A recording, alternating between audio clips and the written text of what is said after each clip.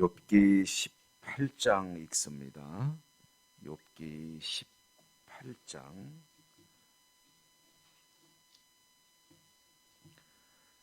1절에서 끝절 21절까지 욥기 18장. 수아 사람 빌닷이 대답하여 이르되 너희가 어느 때에 가서 말의 끝을 맺겠느냐. 깨달으라. 그 후에 우리가 말하리라. 어찌하여 우리를 짐승으로 여기며 부정하게 보느냐. 울분을 터뜨리며 자기 자신을 찢는 사람아, 너 때문에 땅이 버림을 받겠느냐. 바위가 그 자리에서 옮겨지겠느냐.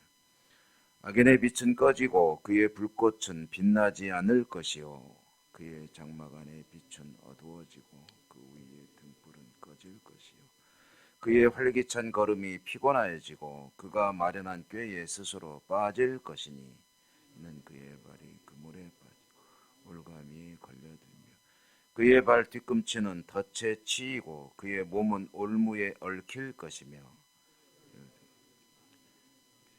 그를 빠뜨릴 함정이 길목에 있으며 무서운 것이 사방에서 그를 놀라게 하고 그 뒤를 쫓아갈 것이며 그의 힘은 기근으로 말미암아서 그 곁에는 재앙이 기다릴 것이며 질병이 그의 피부를 삼키리니 곧 사망의 장자가 그의 지체를 먹을 것이며 의지하던 것들이 장막에서 뽑히며 그는 공포의 왕에게로 잡혀가고 그에게 속하지 않은 자가 그의 장막에 거하리니 유황이 그의 처소에 뿌려질 것이며 들어 그의 뿌리가 말고 그의 가지가 시들 것이며 그를 기념함이 땅에서 사라지고 거리에서는 그의 이름이 전해지지 않을 것이며 그는 감으로 쫓겨 들어가며 세상에서 쫓겨날 것이며 그는 그의 백성 가운데 후손도 없고 후회도 없을 것이며 그가 거하던 곳에는 남은 자가 한 사람도 없을 것이라.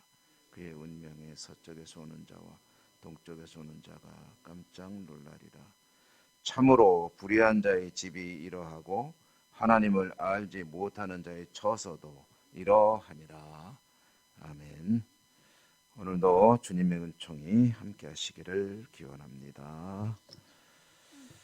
이제 오늘 우리가 읽은 이 또 18장의 말씀은 시작하는 1절에 보면 수아 사람 빌닷이 대답하여 이르되라고 되어 있죠. 이제 욥기 전체의 그 구조를 여러 차례 말씀드렸습니다만은 욥이 참 심한 처참하다고 해도 될 것 같아요. 그런 고난에 처하게 되고 그리고 친구들이 찾아와서 일주일간 곁에 머물면서 아무 말도 못하고 있다가 이제 대화를 시작하게 되죠. 일주일 만에 말을 꺼낸 친구의 말로 시작해서 친구의 말을 들은 욥의 대답, 또 다른 친구의 말, 또 욥의 대답, 또 다른 친구의 말, 욥의 대답.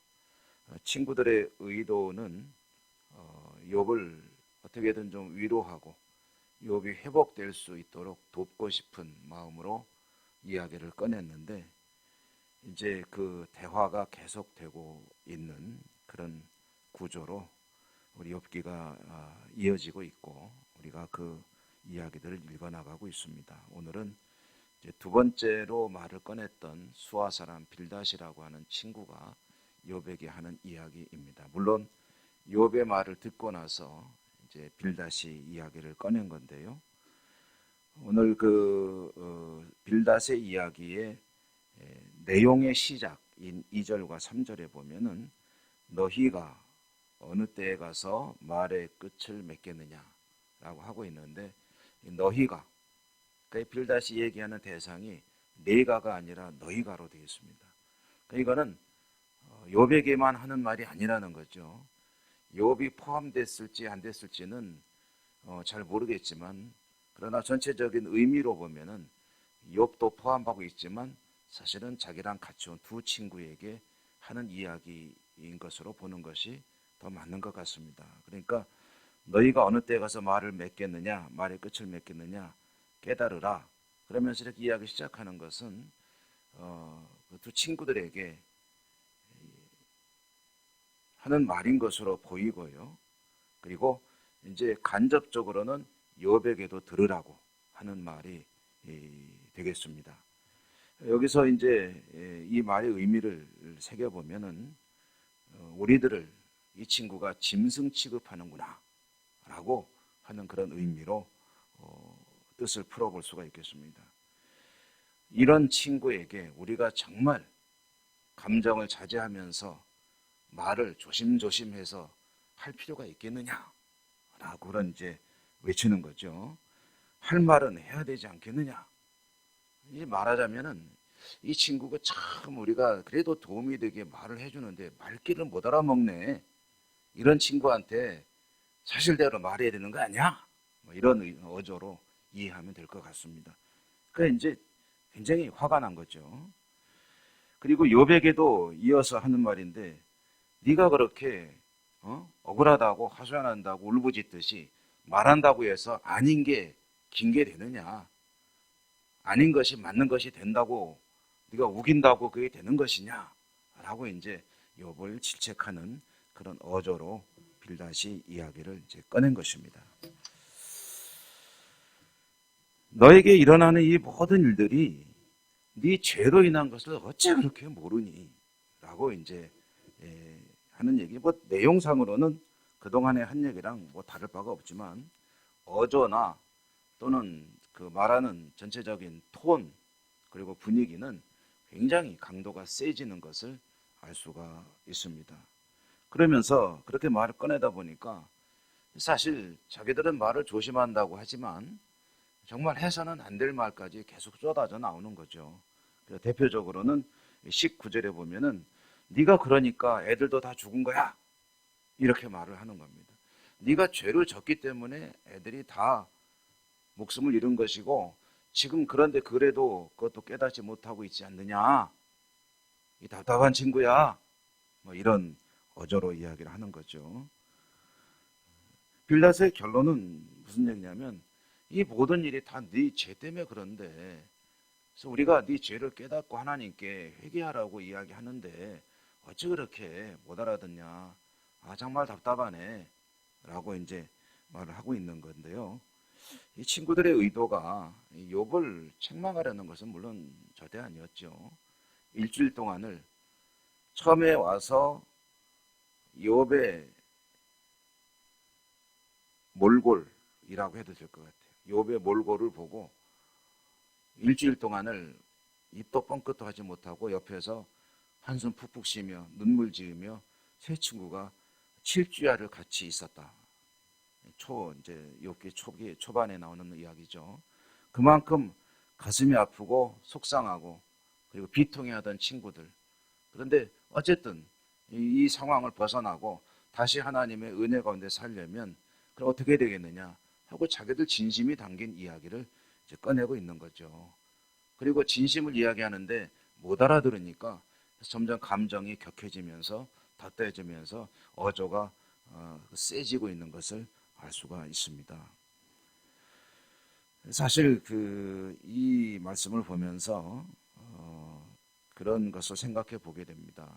우리들도 일상 속에서 대화를 하다 보면 뭐 부부간에도 대화를 할 수도 있고 친구들과도 그럴 수 있고 교회에서 교우들과도 그럴 수도 있고 근데 이야기를 하다 보면은 점점 격해지는 경우들이 있죠. 처음에는 뭐 전혀 그런 뜻이 없었는데 이야기를 하다 보면은 자기 자신이 이제 자신의 어떤 판단과 생각을 이야기하게 되고 상대방과 다르게 되고 그러면은 자신의 의견을 관철시키고 싶어지고 내 상대방은 엉뚱한 이야기만 하는 것 같이 느껴지고 그러면은 이 대화가 점점 이제 좀 격렬해지면서 때로는 화가 나가지고 서로 이제 감정까지 섞인 해서는 안 될 말까지 하게 되고 다툼으로 가게 되는 경우가 있지 않습니까?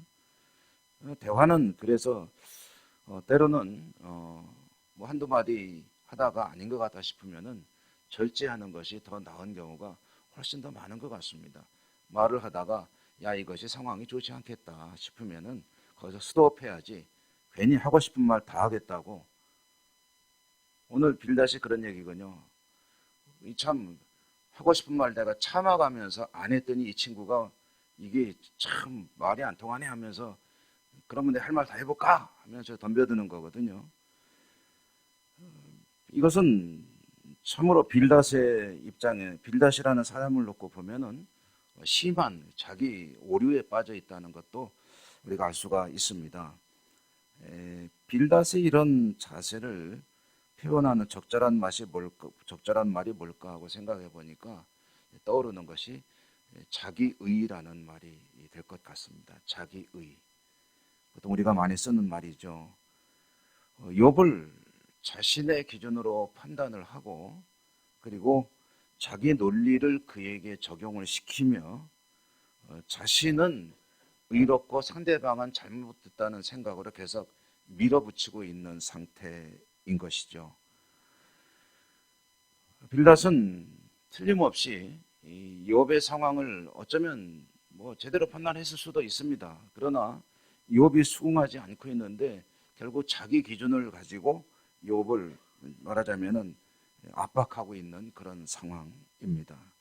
그런데 이렇게 자기 의를 가지고 자기 기준으로 판단해서 밀어붙이는 욥을 밀어붙이는 그런 빌닷은 어떠냐 하는 것을 한번 생각해 볼 수가 있죠. 만약에 욥이 정말 이 빌닷의 말대로 하나님께 죄를 지어서 이와 같이 이 죄를 지은 사람은 벌을 받게 돼 있다라는 논리대로 이런 곤경에 처해 있는 것이라고 한다면 그럼 빌닷은 어떠냐는 거죠. 빌닷 자기 이렇게 말하는 그 사람은 어떠냐. 성경은 말하기를 의인은 없나니 하나도 없다. 의인, 하나님 앞에 의로운 사람, 정말 죄가 없는 사람. 그래서 하나님께서 아무것도 문제 삼을 이유가 없는 사람, 그런 사람이 있느냐? 하나도 없다. 이 땅에 사람으로 존재했던 중에 우리 주님 외에 그런 이는 한 사람도 없다. 그렇다면 빌닷도 역시 하나님 앞에 죄가 있을 수밖에 없을 것이고, 그렇다면 자기 논리대로 하면은 자기도 이런 재앙의 어려운 가운데 빠져 있어야 하는 것이 이 빌닷의 논리의 결론입니다. 그러니까 자기 의에 빠진 사람은 뭐에 빠지냐면은 자기 모순에 빠집니다. 그 사람 말이 틀린 건 아니에요. 맞아요. 맞지만 그렇게 말할 수 있는 그런 어떤 자격을 가지고 있느냐 하고 따지고 보면 아닌 거예요. 그래서 주님이 말씀하시는 거 아닙니까? 남을 비판하지 마라. 그 비판하는 비판으로 네가 비판받을 것이다.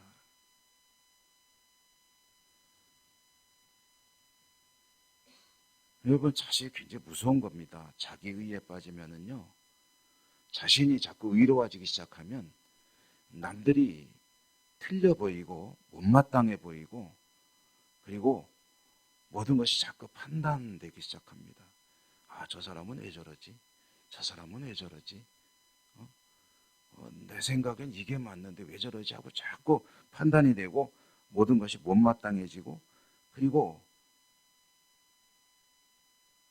사람을 자꾸 낮게 보게 되고 그 얘기는 뭡니까? 자신이 높아지는 거죠.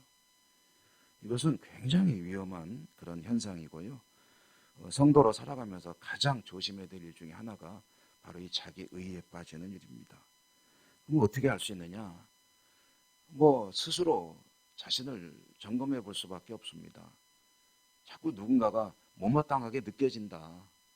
사람을 이해하고 긍휼히 여기고 그리고 공감해주고 그러면서 같이 동반자로 살아가는 것이 인간 세상의 윤리이기도 하고 특별히 믿음의 사람들은 더욱 그래야 되는데 사람들을 만나는 사람마다 자꾸 판단하고 비판하게 되고 아닌 것 같고 틀린 것 같고 이런 생각이 들게 되면은요 자기 의에 빠지고 있는 겁니다 이미. 그러므로 그런 현상이 자기에게 느껴진다면 그러면 나는 어떤데? 내가 이런 말할 자격이 있나? 이렇게 남을 판단할 자격이 있나? 주님이 보실 때 나는 어떨까? 물론 그런 것으로 스스로 어떤 자괴감에 빠지고 자책을 하는 것도 물론 좋은 것은 아닙니다.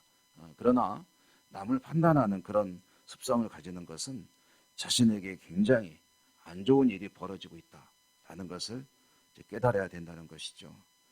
성도의 삶의 근본 중의 근본, 주님을 닮아가는, 본받아가는 삶, 그것은 겸손과 긍휼의 마음으로 늘 살아가는 것이 아니겠느냐. 오늘 이 욥기를 읽으면서 또다시 그런 생각을 해보게 됩니다. 늘 나보다 남을 낮게 여기고 하나님 앞에 우리 모두는 부족한 존재임을 인정하며 긍휼의 마음을 가지고 승리의 길로 나아가는 여러분의 삶이 되시기를 주님 이름으로 축원합니다. 은혜로우신 하나님 감사합니다. 오늘도 또 욥기를 읽으며 하나님께서 갖고 계신 마음을 조금이나마 들여다봅니다. 저희들은 스스로 높아지며 스스로 의로움에 빠질 때가 참 많습니다. 하나님 불쌍히 여겨주시고 주님의 모습을 따라 겸손과 긍휼로 저희들 내면을 가득 채우고 늘 더불어 살아가는 사회, 특별히 주님의 마음으로 세상을 바라보며 살아가는 복된 삶을 살 수 있도록 인도하시고 축복해 주옵소서. 오늘도 주님께서 주신 약속을 붙들고 기도하려 이 자리에 나왔습니다. 저희들의 모든 소원을 아뢰겠습니다. 말씀대로 들으시고 응답해 주시고 교통해 주시고 축복해 주시옵소서. 예수님 이름으로 감사하고 기도 올리옵나이다. 아멘. 하늘에 계신 우리 아버지, 아버지의 이름을 거룩하게 하시며 아버지의 나라가 오게 하시며 아버지의 뜻이 하늘에서와 같이 땅에서도 이루어지게 하소서. 오늘 우리에게 일용할 양식을 주시고 우리가 우리에게 잘못한 사람을 용서하여 준 것 같이 우리 죄를 용서하여 주시고 우리를 시험에 빠지지 않게 하시고 악에서 구하소서. 나라와 권능과 영광이 영원히 아버지의 것입니다. 아멘. 오늘도 말씀을 기억하며 기도하시고요. 여러분의 모든 기도 제목들을 하나님께 아뢰시기 바랍니다. 또한 우리가 함께 기도하는 기도 제목들, 교회의 회복과 또 아픈 분들을 위한 치유의 은총, 그리고 또 이 사회를 늘 뒤덮고 있는 모든 어려운 일들 하나님께 간절히 간구하고요. 여러분 모두 열심히 하나님께 간구하시다가 또 돌아가시기 바랍니다. 다 같이 기도하겠습니다.